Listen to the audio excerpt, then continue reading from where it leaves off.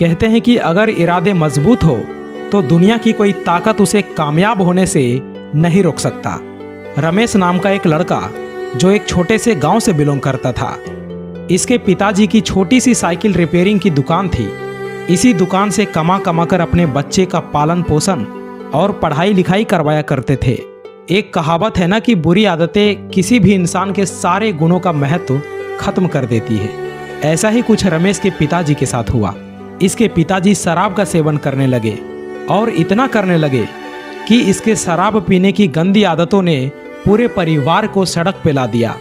अधिक शराब का सेवन करने से एक दिन रमेश के पिताजी का तबीयत अचानक से बिगड़ गई और उन्हें अस्पताल में भर्ती कराया गया। ऐसे हालत में अब घर और परिवार का पूरा भार रमेश की मां पर आ गई। इनकी मां भला क्या करती, अपने परिवार का पालन पोषण और पति के इलाज के लिए सड़क पर चूड़ियां बेचने लगी। रमेश के साथ एक दिक्कत था। दरअसल ये विकलांग था।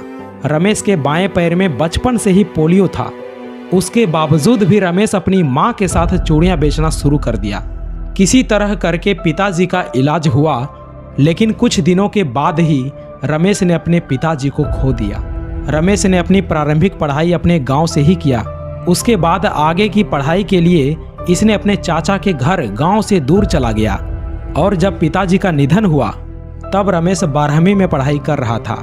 पिताजी के निधन की खबर मिलने के बाद रमेश का घर पहुंचना बेहद जरूरी था, लेकिन इसकी आर्थिक स्थिति इतनी बुरी थी कि पिताजी से मिलने के लिए आने तक का किराया नहीं था। सोचो क्या बीता होगा रमेश पे। गरीबी बहुत रुलाती है। अब घर की सारी जिम्मेदारी रमेश के ऊपर आ गया था। 12वीं की पढ़ाई पूरी करने के बाद से ही इसने बच्चों को पढ़ाना शुरू कर दिया।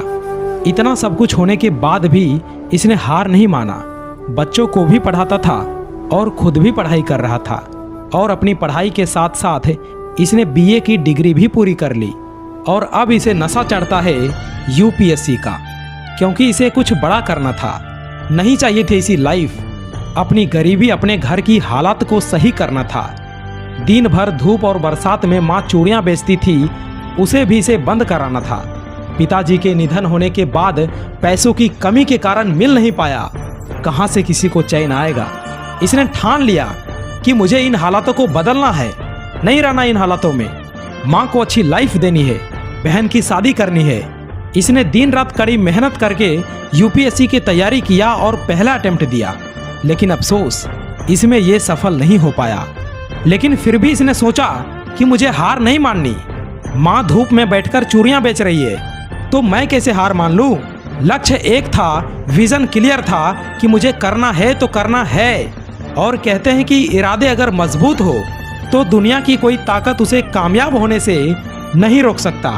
और इसने अपने दूसरे ही प्रयास में यूपीएससी एग्जाम को क्रैक करके आईएएस अधिकारी बन गया। दोस्तों, रमेश विकलांग होने के बावजूद भी अपने सपनों को पूरा किया। पिता का साया हट जाने के बावजूद भी अपने सपनों पर डटा रहा, अपनी जिम्मेदारी को पूरा किया। तो तुम क्यों पीछे हटते हो।